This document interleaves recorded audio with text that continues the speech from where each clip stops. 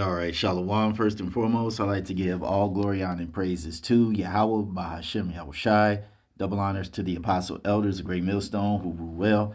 And salutations to all you brothers out there pushing this word in love, truth, sincerity, and humility.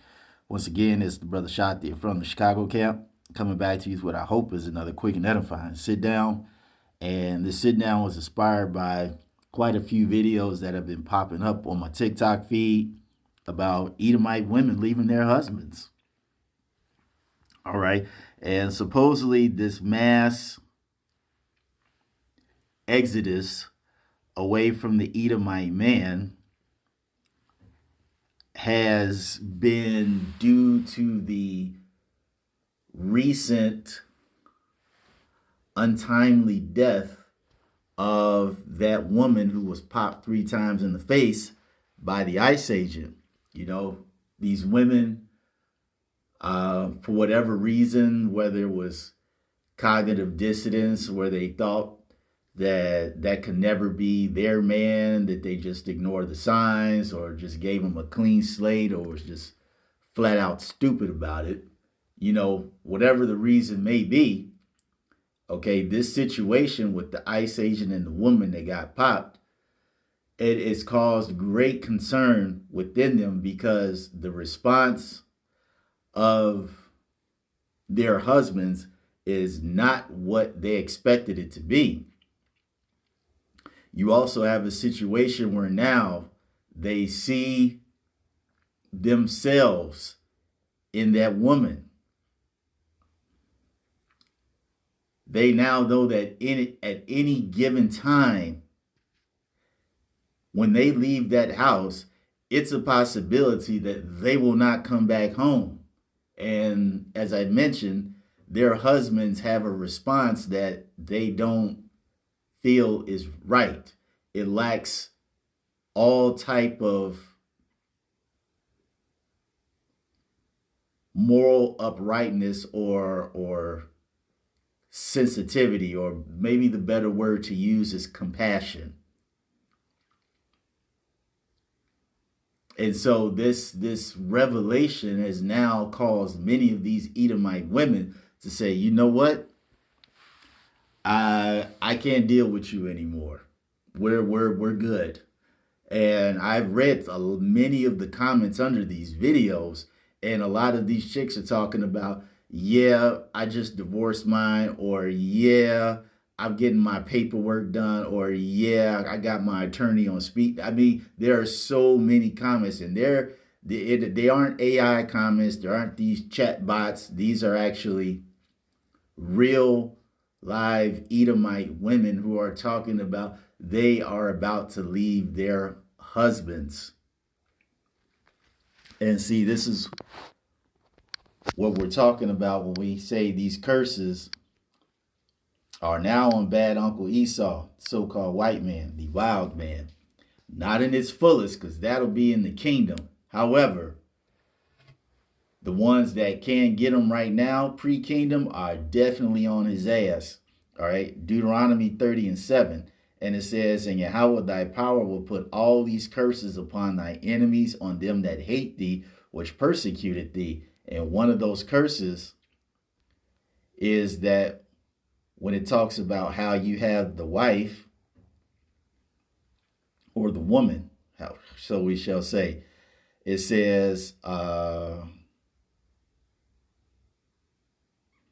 tender and delicate woman among you, which will not adventure to set the sole of her foot upon the ground for her delicateness and tenderness, her eyes shall be evil towards the husband of her bosom, and toward her son, and towards her daughter. All right. See just how we Israelite men had to go through the extremely uncomfortable and disheartening situation of our women being evil and not wanting to be with us and just breaking up the home for whatever reason. Now this is coming upon bad Uncle Esau. Okay? And you put this on top of the fact that Folks are not getting together because of the economy. Then you got bad Uncle Esau. He's not as fertile as Jake, strung out on opioids. Okay, all this is contributing to what's going to be a critical turning point for bad Uncle Esau, because if nobody's getting with him, especially his own women, that means his numbers are going to drop down drastically. See, his women, they were, he always thought he could rely on his women. But now he's in the day and age where all these tragic events, I guess I can say that, tragic events is showing his true colors. And the more he shows his true colors, the more it becomes unattractive to the Edomite woman. Because whether it be genuine or whether it be for image reasons, she doesn't want to be associated with that. They don't want to be associated with a man who feels absolutely no compassion, who has no type of moral upright character about himself. They can't just look away anymore. They can no longer give him a pass for being the devil that he truly is. All right. And that goes into what's that, Ecclesiastes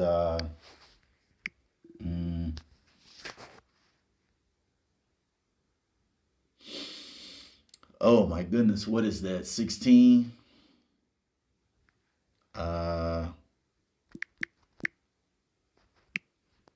Trust thine enemy. Ecclesiasticus 12 and 10. It says, never trust thy enemy, for like as iron rusteth, so is his wickedness. Though he humble himself and go crouching, and yet take good heed and beware of him. All right, because you have to remember, this guy, bad Uncle Esau, the so-called white man, the wild man,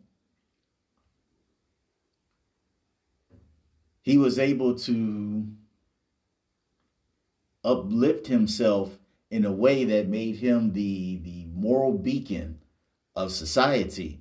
Okay, an example that all men should follow. And even his own women fell for it. And it says, and beware of him, and thou shalt be unto him as if thou hast wiped a looking glass, and thou shalt know that his rust have not been altogether wiped away. See, even with him just saying, oh, baby, you know, this is a specific situation. I'm not really like that. Or using the media to spin the situation. Hey, this guy can't do it anymore. The truth is out there. And the more the truth comes out, the more it reveals his character, as we're going to continue to read. It says, and thou shalt know that his rust hath not been altogether wiped away.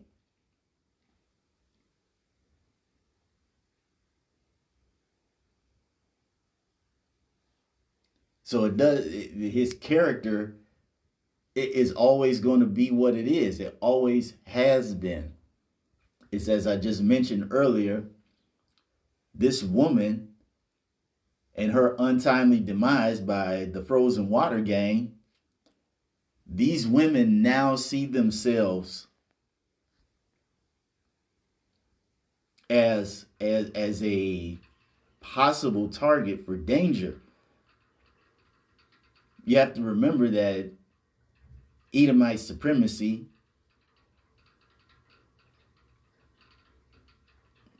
what the world knows as white supremacy, has been a tool that all Edomite people could take advantage of, especially the Edomite woman. Now we have a situation where that covering is gone. See, these Edomite women now know that the protection is gone. See, when you read in Psalm, what's that, the 73rd chapter, where it tells you that they're not in trouble as other men. Let's see.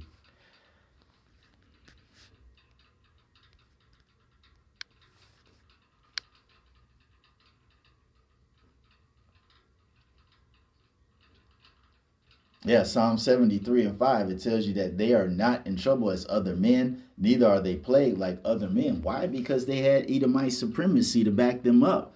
They gave them a life where they didn't have to see reality or suffer any consequences because they needed this type of injustice system to keep them on top. But see, now, as we read earlier with Deuteronomy 30 and 7, with the curses falling upon the enemies, now, just as Jake had to go around waking up every day, as the scripture says in Deuteronomy 28, being in fear of their life, we'd have no assurance of our life. Now you got these Edomite women walking around the same way, like, shit, we can get capped any day. And now I'm married to a dude who basically told me, oh, well, too bad. Fuck it. She got what she deserved. She's like, nah, I can't roll with that type of guy. And as we all know, hey, when you have the enemy's woman, it's a wrap. All right. It is a complete wrap for bad Uncle Esau. These women are starting to realize what's going on. They see the power shift. They are jumping ship. And you know they're going to come to Jake. You already know these girls are going to come to Jake.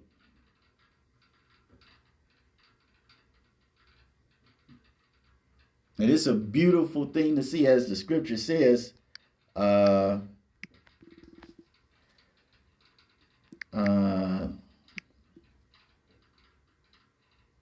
What's it, 10 things? Or is it 4 things?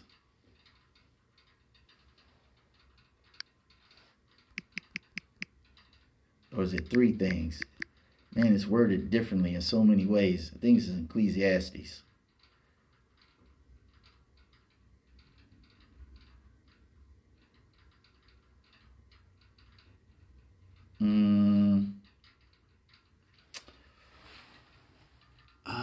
What is it?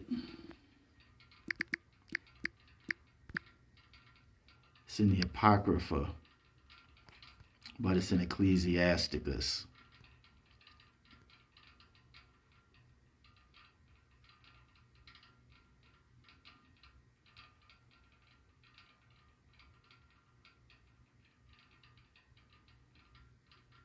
It was 9 things. I couldn't figure if it was like 3. You saw it. I didn't know if it was like 3, 10, or what. But we found it. Ecclesiasticus 25 and 7.